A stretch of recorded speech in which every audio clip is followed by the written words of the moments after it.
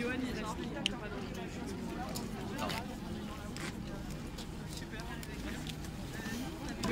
Alors, allez-y. Moi je trouve le rose. Moi. Ah, chacun un.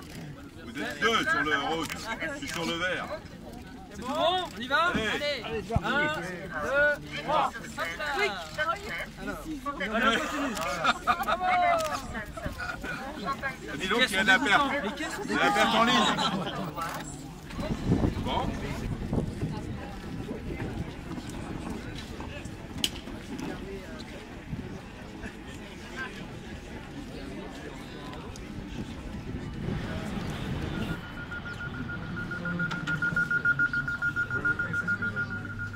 Et je crois qu'ils ont même lancé un projet avec la compagnie associée.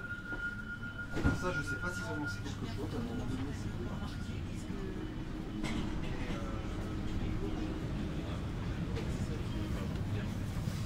J'ai un mètre et demi sur le devant. Le champ est réduit. Ouais. T'as une vision au loin. Mais central, c'est réduit. Par contre, t'as 1 mètre et demi. Oui. Devant, quoi. Voyageurs de la ligne R, je vous invite à un voyage dans le temps. Vous avez d'abord pris un petit gris pour venir ici, et vous voici dans la région de Zen. Une rame dernier cri qui nous mènera jusqu'à Montreux par la rive droite. Bon voyage.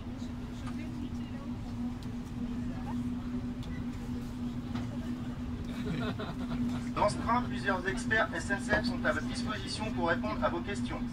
Emmanuel Farc, Cyril Verdun du matériel pour visiter la rame, Arnaud Robert de la sûreté et bien d'autres animations. Je vous souhaite à tous un bon voyage.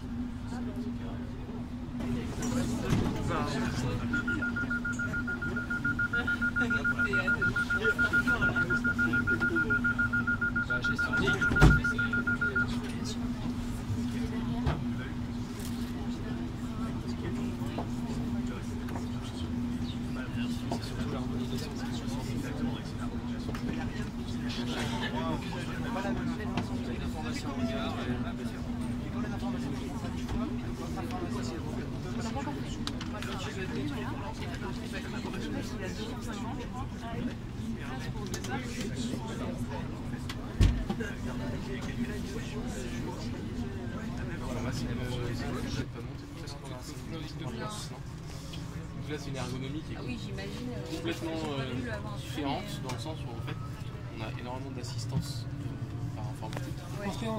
L'assistance rentre. En termes d'ergonomie. Ah d'accord, santé. Oui, c'est le jour et la nuit. Pourquoi c'est le jour et la nuit? Parce qu'en fait, là, ne serait-ce que pour l'information voyageur, on va pouvoir avoir une interface qui est beaucoup plus intuitive. Là, elle existe déjà. Sur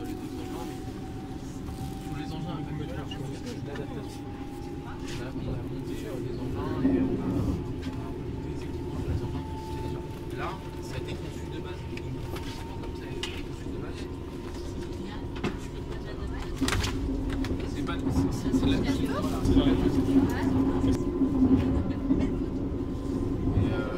oui, c'est le jour et la nuit. C'est le jour et la nuit parce que là, par exemple, en 4 pannes, on va pouvoir dialoguer avec le système qui va nous permettre. On fait du manège. Je vais faire un panorama. C'est-à-dire qu'on a un petit bouton siège électable.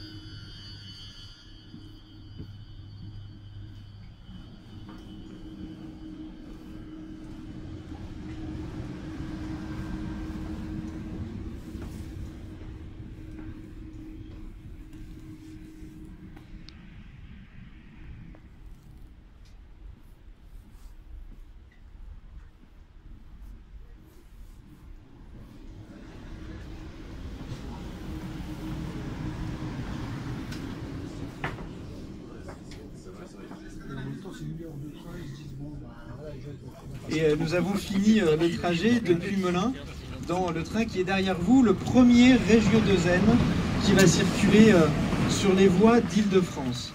Alors on passe de l'Antiquité enfin au XXIe siècle, c'est, monsieur le vice-président, monsieur le directeur, un combat de longue date. Les plus anciens se rappellent des manifestations organisées sur à peu près toutes les gares de la ligne jusqu'à la gare de Lyon, jusqu'à devant les bureaux du STIF de l'époque, qui peut-être nous entendait moins bien que l'équipe d'aujourd'hui.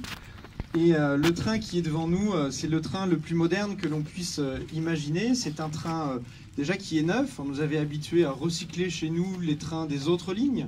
Donc les nouveaux trains arrivaient autre part et nous avions les trains de seconde main.